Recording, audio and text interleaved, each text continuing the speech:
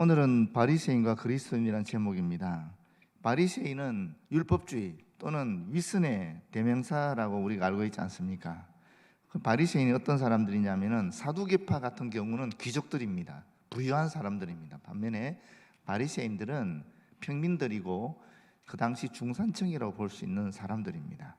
원래 이 사람들이 사내들인에 속해 있지 않았는데 정치적인 목적에 의해서 사내들인에 들어가게 된 사람들인데, 이분들은 대략 숫자가 그 당시에 6천 명 정도였다 그래요. 에세네파라고 아주 세례요한이 속했던 그런 경건한 무리가 있었는데 그 사람들이 약 4천 명 정도였고, 당시 그 이스라엘을 이끌어갔던 그런 제사장이나 레위인들 그 숫자가 1만 8천 명 정도였다. 그러니까 그렇게 많은 숫자는 아니라고 볼 수 있습니다. 그런데 이 바리새파 운동의 목적이 뭐냐면은 간단합니다. 사실 율법에 제사장이 지켜야 될 항목들이 있잖아요. 율법에. 근데 그 제사장이 지켜야 할 항목들을 일반 유대인들이 다 지켜야 된다라고 주장하는 사람들입니다. 그러니까 매우 경건한 사람들입니다. 우리로 오늘날로 치면은 아주 종교적인 분들이고, 정말 철저하게 새벽기도에 참여하시고 또 모든 교회 행사에 하나도 빠지지 않고 다 참여하고, 그러면서도 더 하려고 하는 그런 분들을 볼 수 있습니다. 목회자와 똑같은 삶을 살아가는, 아니 목회자보다 더 열심을 다해서 교회에 충성하는 그런 사람들을 보는 것이 제일 좋을 겁니다. 그러니까 제사장들보다 더 그 당시에 율법을 지키려고 애를 쓴 사람들이니까요. 그러니까 일반 백성들에게는 굉장한 존경을 받았습니다. 그렇지 않겠습니까? 우리가 똑같이 살아가는데, 일상에 살아가는 분들이 철저하게 율법을 지키면서 살아가니까 도덕적으로나 종교적으로는 아주 뛰어난 그런 분들이라고 볼 수 있습니다. 우리가 생각할 때는 예수님이 하도 야단을 쳤기 때문에 되게 이상한 사람들이다 이렇게 생각할 수 있는데, 그 당시에는 굉장한 존경을 받았던 사람들이고, 66년경에 70년에 완전히 예루살렘 멸망하는데 66년경이 되게 되면 바리새파가 주장하는 모든 것들이 다 그 유대 사회를 철저히 지배하는 그런 사회가 되었다라고 학자들은 얘기할 만큼 그들의 영향력이 컸다라고 볼 수 있습니다. 숫자는 6천 명밖에 안 됐는데 대단한 영향력을 끼쳤던 사람들이라고 볼 수 있습니다. 그런데 이 바리새파 운동의 중심지는 어디였겠어요? 당연히 율법을 지키다 보니까 예루살렘 성전이 그들의 중심지가 될 수밖에 없는 것이요. 그래서 성전을 중심으로 해서 율법을 준수하는 강력한, 오늘로 치면은 평신도 운동이었다라고 보시는 게 제일 좋습니다. 그리고 그것이 엄청난 영향력을 끼쳐서 유대 사회를 어떻게 보면 변화시켰다라고도 볼 수 있는 거죠. 그런 사람들이 바리새 사람들입니다. 그러니까 먼저 여러분들이 이 바리새 사람들이 그랬을 때 오해를 접는 것이 좋습니다. 우리가 생각하는 예수님이 말씀하신 개념하고 지금 실제로 그 역사 속에서 바리새인들이 가지고 있던 그런 인식하고는 굉장한 차이가 난다라는 것입니다. 왜 그러냐면은 예수님이 보는 시각은 훨씬 기준이 높은 거예요. 예수님의 기준은 바리새인 기준들보다. 일반 사람들은 예수님 여기 있으면 바리새인이 여기 있고 일반 사람들은 이 밑에 있으니까, 일반 사람들 입장에서는 사실은 바리새인들을 존경하고 또 그들의 말씀에 청종하지 않을 수밖에 없는 겁니다. 그런 뛰어난, 그런 영향력이 있는 그런 대단한 사람들이 바리새인들이었다라고 보시는 것이 좋습니다. 일단 그 전제를 가지고 오늘 말씀을 조금 보면 더 쉽게 이해가 되리라고 여겨집니다. 1절 보겠습니다. 이에 계속 진행되던 유대 지도자들과 논쟁이 있어서 예수님의 논리적인 질문과 답변에 한마디도 대답하는 사람들이 없었기 때문에 결국 이 사람들은 물러갑니다. 그때에 예수께서 무리와 제자들에게 말씀하여 이르시되, 무리와 제자들, 이 무리가 뭐고 제자는 뭘까요? 이게 재미있는 표현인데, 무리라는 것은 예수님에 대해서 좋은 그런 인식은 갖고 있지만 그렇다고 제자는 아닌 사람들이에요. 그렇다면 상황에 따라서 얼마든지 예수님을 따를 수도 있고 또 버릴 수도 있는 그런 사람들입니다. 그런 사람들이 무리들입니다. 반면에 제자들은 예수님을 철저하게 따랐던, 함께 동거동락하며 살면서 주님으로부터 가르침을 받았던 그런 사람들이라고 볼 수 있는 거죠. 우리가 여기 많은 성도들이 모였지만은 우리 교회도 얼마나 많은 성도들이고 한국 교회도 얼마나 많은 성도들이 있겠습니까만은 그 중에 제자들도 있고 무리들도 있다라는 겁니다. 좋은 일이 일어나면 하나님을 잘 섬기지만 나에게 이해하지 못하는 일이 발생했을 때는 언제든지 무리가 될 수 있는 그런 경향을 가진 분들이 많이 계시다 하는 거죠. 2절입니다. 서기관들과 바리새인들이 모세의 자리에 앉았으니 그러므로 무엇이든지 그들이 말하는 바는 행하고 지키되 그들이 하는 행위는 본받지 말라. 이게 지금 누구에게 한 말입니까? 지금 현재부터 하는 말은 제자들에게만 하는 말이 아닙니다. 무리들과 제자들에게 하는 말씀인데 첫 번째 하신 말씀이 바로 이 말씀입니다. 서기관들과 바리새인들이 모세의 자리에 앉았다. 이 모세의 자리가 뭐냐면은 회당에 마련되어 있던 석재로 만든 돌로 만든 의자입니다. 거기는 율법을 가르치는 사람들이 관습적으로 의례적으로 앉았던 자리인데 모세 율법을 해석하여 가르치고 적용하는 위치에 있는 권위 있는 신분을 가진 사람들이 앉았던 그런 자리입니다. 그런데 이 서기관들과 바리새인들이 모세의 권위를 계승해서 일반 대중들에게 모세 율법을 해석하고 가르치고 그렇게 했거든요. 그러니까 모세처럼 모세가 그 당시는 이게 왕이면서 정치적인 지도자이면서 또 사실은 종교적인 지도자였잖아요. 모세가 대단한 권력을 가진 사람이 모세였거든요. 그런데 지금 이 서기관과 바리새인들이 이런 위치에 있었다라는 겁니다. 그런 지도자의 자리를 차지하고 있었다라는 건 그 당시에 어떻게 백성들의 지지를 받아서 그렇게 자리를 차지하고 있었다라는 겁니다. 그러므로 무엇이든지 그들이 말하는 바는 행하고 지키라. 이게 원어적으로 보게 되면 즉각적으로 행하는 동시에 지속적으로 계속해라 하는 말입니다. 유대 종교 지도자들이 하는 말을 하나도 빠짐없이 지키라라고 얘기하고 있는 것입니다. 우리가 생각할 때는 바리새인들이 하는 얘기는 위선적인 거니까 지켜서는 안 된다라고 우리는 선입관 속에 있지 않습니까? 그러나 예수님의 말씀은 정확하게 그들이 말하는 것은 지키라라고 말씀하고 있는 겁니다. 왜냐하면 그들의 말씀은 율법이기 때문에 율법을 해석해서 가르치는 거기 때문에 그 말씀은 그대로 지키라는 겁니다. 그런데 그렇다고 그들이 말하는 걸 다 지키라고 하시지는 않았습니다. 지난번에 어제 말씀드린 것처럼 여기에 율법에다가 자기 조상들의 유전이라든지 또는 왜곡해서 가르치는 부분들이 있지 않았습니까? 예를 들어서 고르반 사상 그런 것들은 문제가 있는 거거든요. 그렇기 때문에 그런 거는 사실은 다른 예수님 말씀에 의하면 지켜서는 안 된다라고 얘기하지만 오늘 이 본문에서는 율법에 대한 정확한 해석이나 가르침은 반드시 계속해서 지속적으로 지켜야 한다라는 얘기를 하고 있습니다. 그러면서 따라오는 말은 지키되 그들의 행동은 본받지 말라 하는 말씀을 하고 있는 것입니다. 그들은 말만 하고 행하지 아니하며 또 무거운 짐을 묶어 사람의 어깨에 지우되 자기는 이것을 한 손가락으로도 움직이려 하지 아니한다. 여기 무거운 짐이 뭐냐? 무거운 짐은 사실은 613개의 그런 율법을 얘기하는 겁니다. 십계명 지키는 것도 쉬운 게 아니잖아요. 그리고 십계명을 풀어놓은 그런 이 레위기라든지 이런 걸 지키는 것도 쉽지 않은데 거기다가 더 세밀하게 일상을 재단하는 그런 613개의 율법 조항들도 세밀하게 만들어놨기 때문에 정말 일상을 살아가는 당시 유대인들에게 너무나 힘들고 고통스러운 일이었다라는 것입니다. 그럼에도 불구하고 단 한 번으로 끝나는 것이 아니라 끊임없이 그 무거운 율법을 지킬 것을 강요했거든요. 그러니까 그 당시 유대인들로서는 좀 종교생활 좀 하려고 하면 얼마나 힘들은지 알 수 있습니다.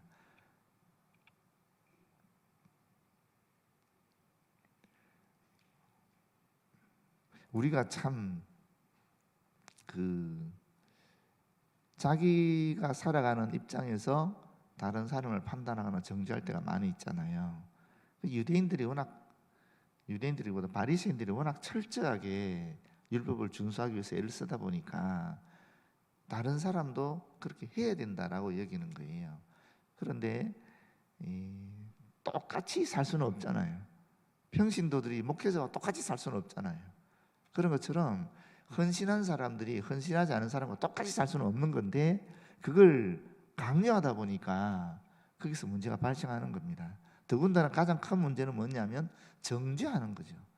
내가 주님께 받은 사명이 있어서 그 부르심에 내가 순종하고 나아가는 것은 감사한 일이죠. 그러나 다른 사람이 나와 똑같은 사명을 받고 똑같은 부르심을 받고 똑같이 살아갈 수는 없음에도 불구하고 나는 이렇게 사니까 이렇게 살지 못하는 사람을 판단하고 정죄하는 것은, 그건 더 심각한 일인데 이들은 그렇게 하고 있었다라는 것을 말씀하는 겁니다. 5절에 보게 되면 그들의 모든 행위를 사람들에게 보이고자 하나니 곧 그 경문띠를 넓게 하며 옷수를 길게 하고, 이런 말씀이 있는데, 이 말씀은 제가 사진을 좀 준비해서 한번 보시기 바랍니다. 이 경문이 뭐냐면은 저기 보면 저게 이 테필린이라는 것인데, 저기 나무 상자예요. 조그만 나무 상자 넘겨주시겠어요? 끈이 달린 나무 상자죠. 그리고 저 끈이 달린 나무 상자를 이마에, 지금 보이시는지 모르겠어요, 이마에도 붙이거나 또는 팔뚝에도 조그만 상자가 있고 그 다음에 끈이 있는 거죠. 손목인가요? 거기 있네요. 또 넘겨주세요. 머리 이마에 지금 상자가 있는 게 보이죠, 그죠? 그리고 가죽끈으로 왼쪽 팔을 둘러싸고 있는 게 보이죠? 또 넘겨봐 주세요. 저렇게 성경을 읽기도 하고 그렇게 하는 게 저게 테필린이라는 것인데, 저게 지금 경문을 얘기하는 겁니다. 하나 더 넘겨봐 주실래요? 저거는 메주자군요. 여기 보시게 되면 이 경문이라는 건 뭐냐면 모세율법 중에서 4가지 부분을 양피지나 종이에 조그맣게 아주 작은 글씨로 적어서 저 상자 속에 집어넣는 거예요. 그 내용이 첫 번째가 구원에 관한 내용입니다. 출애굽기 13장 1절에 10절에 있는 내용이고요. 두 번째가 성별, 출애굽기 13장 11절 16절 말씀. 세 번째가 쉐마 교육, 신명기 6장 4절에서 9절에 나오는 말씀. 그리고 네 번째가 축복의 말씀, 신명기 11장 13절에서 20절 나오는 이 말씀을 조그맣게 적어서 저 상자 속에 넣어 갖고 있는 겁니다. 그러면서 늘 그 말씀을 기억하는 겁니다. 출애굽기 13장 16절이나 신명기 6장 8절에 보게 되면 이것으로 내 손의 기호와 내 미간의 표를 삼으라 하는 말씀이 있거든요. 그 말씀 그대로 실천하는 것이 저 테필린이라는 저런 것들입니다. 근데 저기 보면 띠가 있었잖아요. 근데 이 띠가 일종 규격이 있는가 봐요. 그런데 이 띠를 넓게 하면 어떻게 되겠어요? 넓게 하면 더 사람들이 쉽게 발견할 수 있잖아요.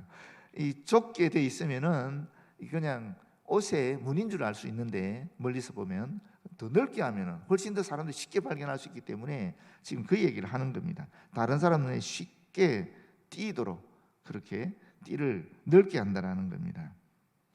사실 하나님의 말씀을 기억하기 위한 순수한 목적으로 이 테필린을 제작을 하게 되었는데, 시간이 지나면서 유대인들이, 이 바리새인들이 자신의 경건을 과시하는 목적으로 사용하게 되었다라는 것을 이야기하고 있는 것입니다. 그 다음에 옷술이라는 거 있지요. 옷술을 길게 하고 하는 말씀이 있어요. 옷술은 유대인들이 민수기 15장 37절에 40절 말씀해 보게 되면 흰색과 청색 실로 짠 이와 같은 부속물을 겉옷의 가장자리에 매달으라라고 되어 있거든요. 옷술도 여기 한번 보세요. 저런 게 옷술입니다. 밑에 길쭉하게 되어 있는 띠 같은 게 있잖아요. 저기 옷술인데 넘겨주세요. 저렇게 입는 거죠. 또 한번 넘겨봐 주세요. 제가 나오네요. 저런 옷술을 달고 예배를 드리거나 기도할 때 하는 거지요. 그런데 이 옷술 자체도 뭐겠습니까? 사실은 하나님의 말씀을 기억하기 위한 일종의 이 교보제죠. 우리가 십자가를 보면서 주님의 십자가의 죽음을 생각하듯이 이분들은 옷술을 보면서 하나님의 말씀을 기억하는 거예요. 굉장히 경건한 종교적인 목적으로 만들어진, 일상에서 하나님의 말씀을 기억하도록 만들어진 그런 도구들이라고 볼 수 있습니다. 참 좋은 거잖아요. 그런데 이것이, 이 좋은 의도로 시작된 것이 점점 변화되어서 나는 이렇게 경건한 사람이야, 나는 너희들과 달라, 이런 형태로 가게 되었다라는 것입니다.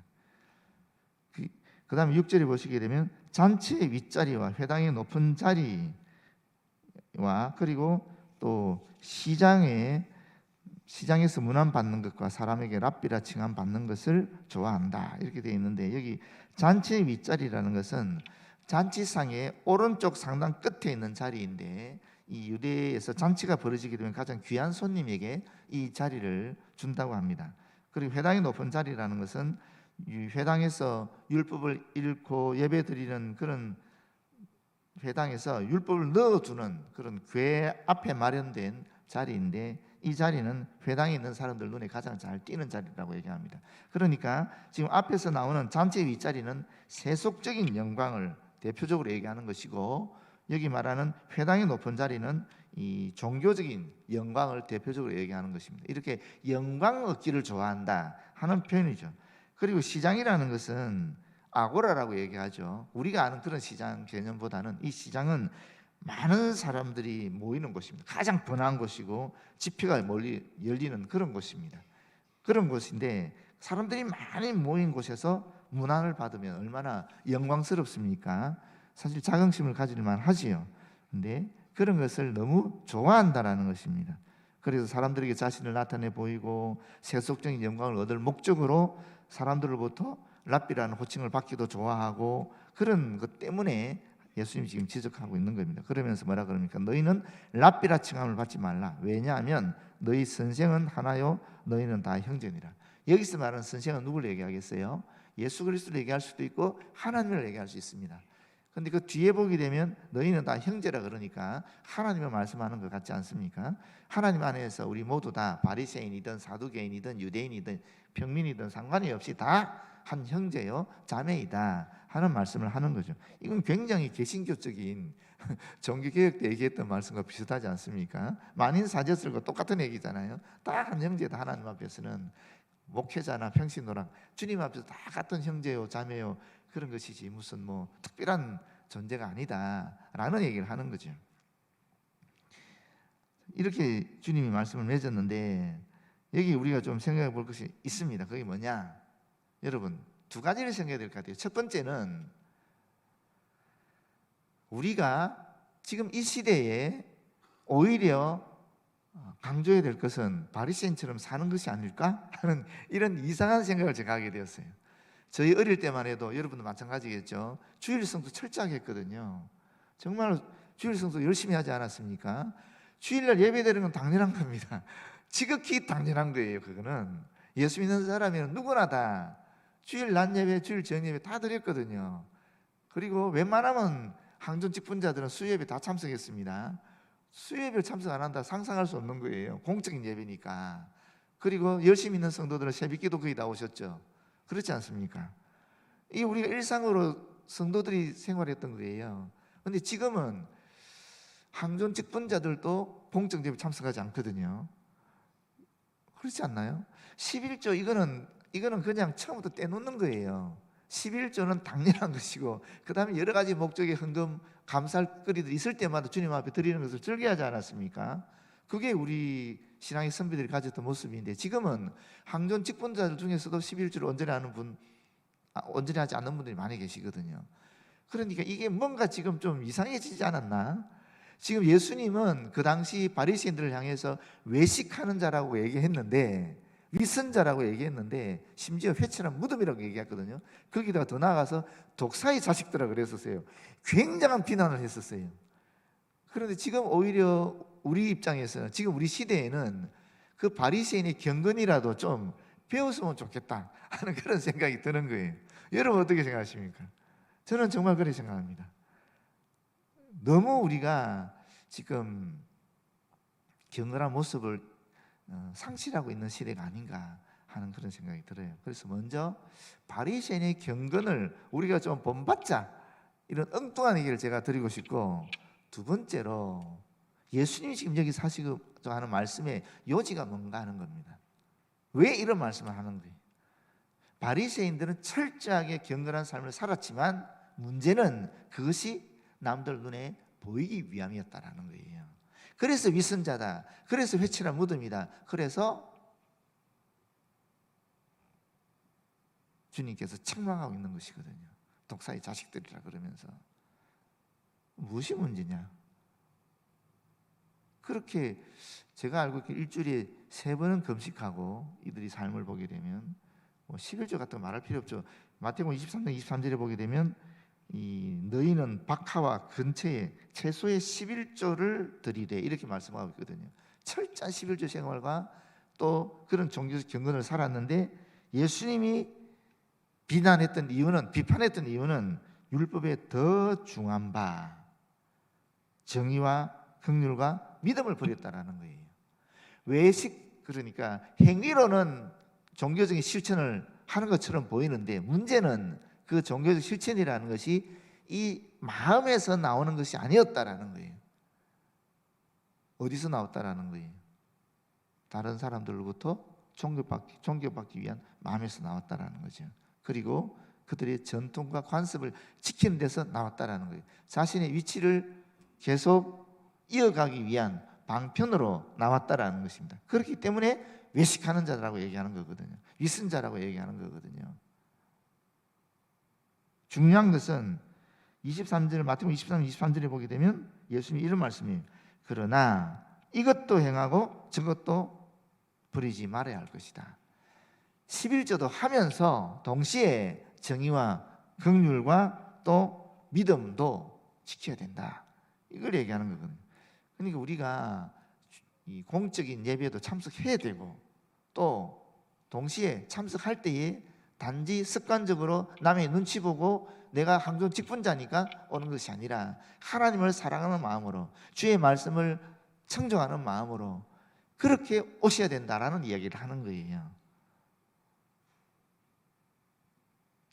그림 좀 보여주세요. 저게 사형리에 나오는 내용입니다. 제가 이 말씀을 준비하면서 그러면 진짜 바리새인하고 우리 그리스도인이 어떤 차이가 날까를 고민을 했는데 사형리에 정확하게 나와요.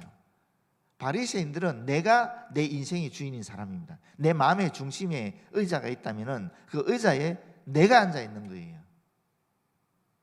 반면에 그리스도인들은 바꿔주세요.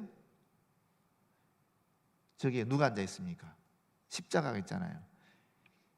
내 안에 마음의 중심에 있는 의자에 예수님이 앉아 계시는 거예요. 나는 그 예수님의 발 밑에 있는 거예요. 저게 그리스도인입니다. 우리가 행위는 똑같다 할지라도 교회 다니고 말씀을 보고 또 주님을 이야기하지만 어떻게 그것이 외식하는 바리새인인지 진짜 그리스도인인지 구별할 수 있느냐? 하나님과 나 자신만 아는 거죠. 내 마음의 중심에 있는 그 의자에 예수 그리스도가 자리 잡고 있으면은 예수 그리스도 나의 주인이면은 그리스도인이죠. 그러나 똑같은 행동을 한다 할지라도 그 마음의 중심에 내가 자리 잡고 있으면은 바리새인이라는 겁니다. 여러분 어떠십니까? 내 마음의 중심에 과연 내가 있습니까? 그리스도가 계십니까? 저걸 순우리말로 하면 몸나라고 해요. 몸나. 몸의 나가 내 속에 있으면은 나는 바리새인처럼 살아가고 있는 겁니다. 반면에 영의 나 또는 을나라고 얘기하는데 참나라고 얘기할 수도 있겠죠. 그리스도에 의해서 새로운 피조물이 된 진짜 을나, 을의 나. 참나면 그 을나가 내 마음의 중심을 차지하고 있으면 하나님과 연결된 가운데 주님을 나의 주인으로 삼고 그렇게 살아가는 사람들이 되는 거지요. 그래서 여러분께서 내 마음의 중심에 그리스도께서 주인 되는 을나의 삶을 살아가시고 내가 마음의 중심이 되는 몸나의 삶을 조금씩 말씀으로 또 기도로 경건 생활을 통해서 밀어내시기를 진심으로 바랍니다. 그러할 때에 우리가 주님으로부터 진정한 칭찬과 또 주님으로부터 진정한 은혜를 누리게 될 줄 믿습니다. 기도하겠습니다. 아버지 하나님 고맙고 감사합니다. 오늘 순환주간에 오늘 이 시간에 주님 주신 귀한 말씀을 또한 접하게 됩니다. 바리새인들처럼 그 당시에 존경과 또 칭송을 받았던 사람들이 없었습니다. 그들은 강력한 영향력을 그 유대 사회에 끼쳤고 그들의 말과 그들의 사상이 그 유대 전체 사회를 변화시켰습니다. 그럼에도 불구하고 예수께서는 그들의 마음의 중심에 있는 것을 보시고 그들을 비난하였습니다. 그들을 정죄하였습니다. 심지어 회칠한 무덤이라고, 독사의 자식들이라고, 위선하는 자들이라고, 외식하는 자들이라고 그렇게 비판하였습니다. 주님, 혹 우리의 마음속에도 내가 주인 되어서 바리새인들처럼 종교 생활을 하고 있는 것은 아닌지 살펴볼 수 있도록 도와주시옵소서. 그리고 참으로 간절히 바라고 나오니 내 마음의 중심에 우리 그리스도께서 주인이 되시고 내가 그 밑에서 주의 말씀에 충종하는 그런 참 그리스도인을 나를 이루어 나갈 수 있도록 인도하여 주시옵소서. 예수님 이름으로 기도드립니다. 아멘.